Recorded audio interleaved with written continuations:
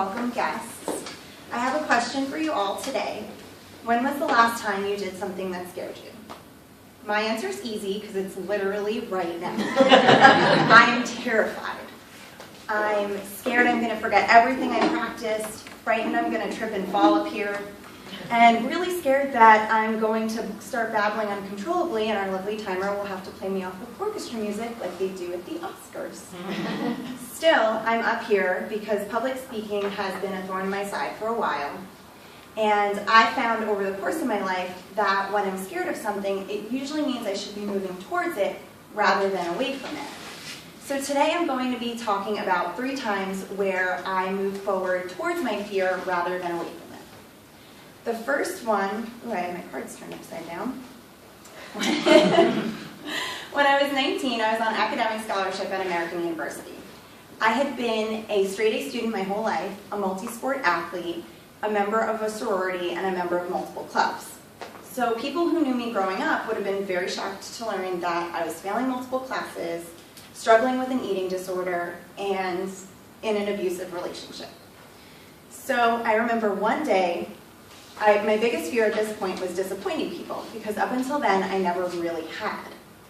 So I hid everything that was going on from those that were closest to me. One day before Christmas break, my sophomore year, I was laying on the floor of my apartment. I had bruises covering my arms which is a fun side effect of not eating, guys. I was petrified, and I remember thinking, this is my rock bottom. It cannot possibly get any worse than this. So I called my mom, and I said, Mom, I'm sick. I need help. I was sick to my empty stomach when I made that phone call. I was able to leave school the next week, and I got the help I needed to start becoming healthy and whole again. 2 years later, and a lot of therapy, I was standing outside of a competitive weightlifting gym. See, I wanted to be healthy, but I couldn't quite remember what exercise was supposed to be before it became hours on a treadmill feeling guilty about what I'd eaten the day before.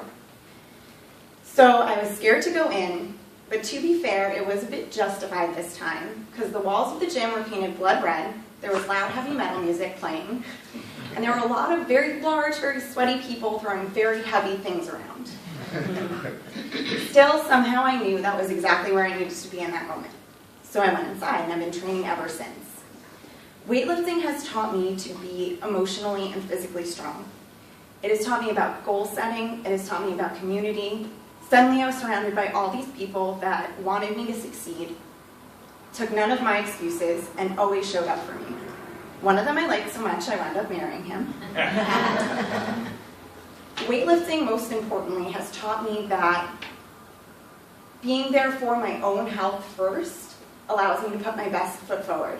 And I'm forever grateful that I walked through that door because it made me feel like I had the right to exist and take up space in the world. 3 years later, I was engaged to the man that I am now married to when he got an opportunity to be promoted and move to Florida.